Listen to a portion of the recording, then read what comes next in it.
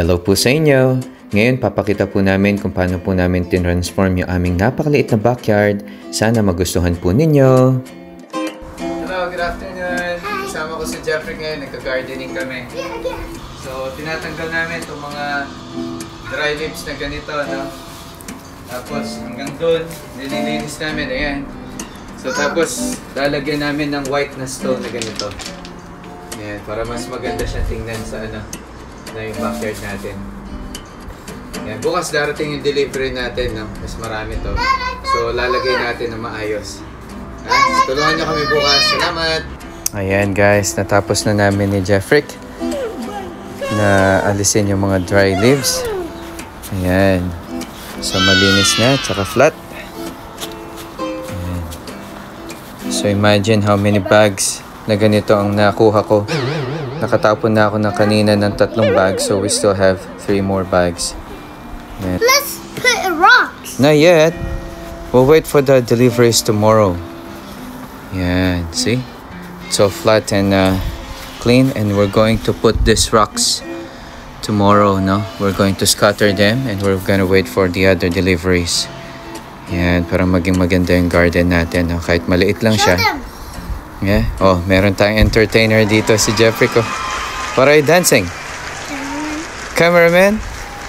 Wow. How about the Spider-Man? No. Oh yeah. Oh yeah, say goodbye. Thank you. Love you.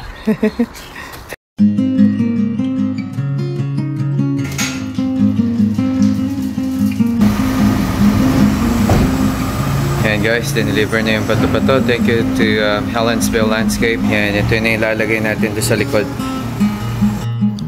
Yan, kahit sobrang init, syempre, picture muna. Hello guys, good afternoon. Yan, kahit mainit, kailangan natin tapusin to kasi yung nag-deliver nilagay niya sa may harapan ng ano, ng driveway.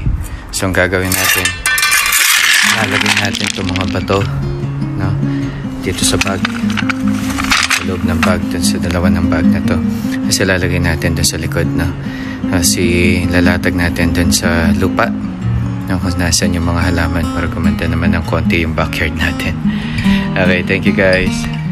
And guys, nakalagay na tayo ng mga bato sa bag. Ito, so ililipat na natin sa lupa, na kahit mainit, okay lang, total day off naman. Ayan, ayan. Scattered lang natin. Oh, yan. Yan, kuha pa tayo later. Thank you.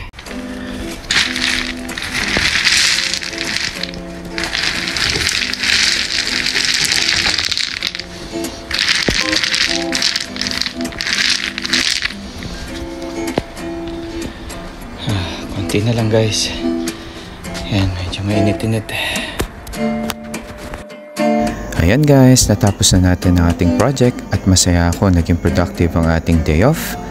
Ayan, kahit nahirapan tayong magpala ng mga bato na to at ilagay sa bag at kahit na sobrang init. Pero pinilit natin matapos dahil nga nakakalat sa daan at saka sa driveway. So nakakaabala sa ibang mga drivers. So nilagay po natin ang mga batong ito sa bag. No, tapos binuhat natin at tinilipat natin dito sa likod, inilatag natin sa lupa. Ayan, so ngayon bagong-bago na siya na para tayong nasa beach resort. Ayan, sobrang masaya na ang ating mga halaman, especially yung mga roses natin. Ayan, at syempre gusto ko po magpasalamat sa ating little gardener na si Jeffrey, na siyang tumulong sa akin kahapon na magtanggal ng mga dry leaves. Ayan, at nag-entertain pa sa atin, no? Sumayaw ng Spider-Man at saka cameraman at napakaraming steps, no? Ayan, maraming salamat Helensville Landscape sa pag-deliver ng mga bato na to.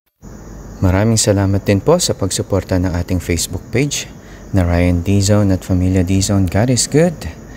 And sana lagi nyo pong panoorin yung mga videos natin at i-share din po ninyo. Maraming salamat and God bless!